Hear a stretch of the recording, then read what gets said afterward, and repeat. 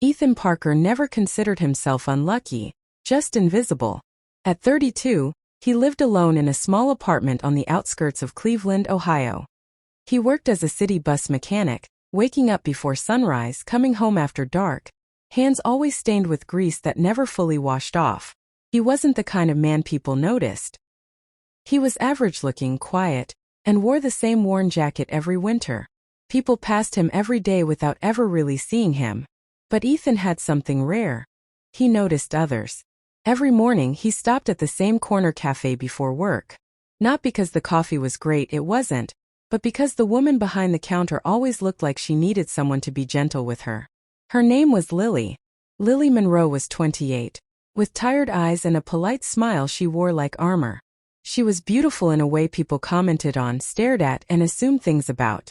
Most customers flirted. Some crossed lines. A few left phone numbers scribbled on receipts. But no one ever asked how she was really doing. Ethan did. First it was small things. "Rough morning," he'd ask softly when she sighed. Or, "Hope today treats you better than yesterday." Lily would nod, surprised, sometimes smile for real. Over time, those quiet exchanges became the best part of her mornings.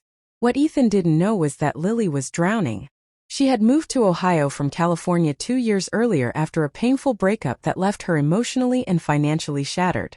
The man she loved had promised her a future, then disappeared the moment things got hard.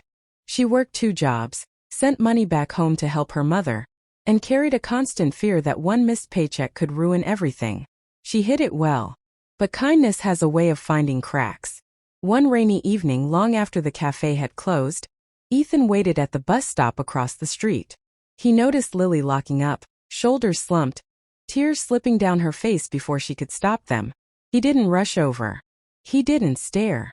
He just stood there, holding his umbrella, and when she finally noticed him, he simply said, "You don't have to be okay right now." That broke her. They sat on the cold bench under the shelter, rain pounding the metal roof, and Lily told him everything. About the betrayal, the exhaustion, the loneliness. Ethan didn't interrupt. He didn't offer solutions. He listened. Fully. Completely. Like her pain mattered. From that night on, something changed. They didn't start dating. There were no grand gestures, no dramatic confessions. Instead, there were groceries left at Lily's door when Ethan knew she was short on money.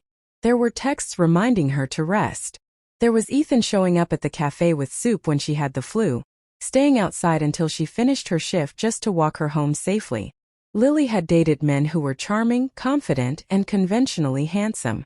Men who made promises easily and broke them just as fast. Ethan was different. He never promised anything. He just showed up. But love doesn't grow without fear. Lily struggled with doubt. People whispered. Friends questioned her. "You could do better," they said. Why him? She started to pull away, afraid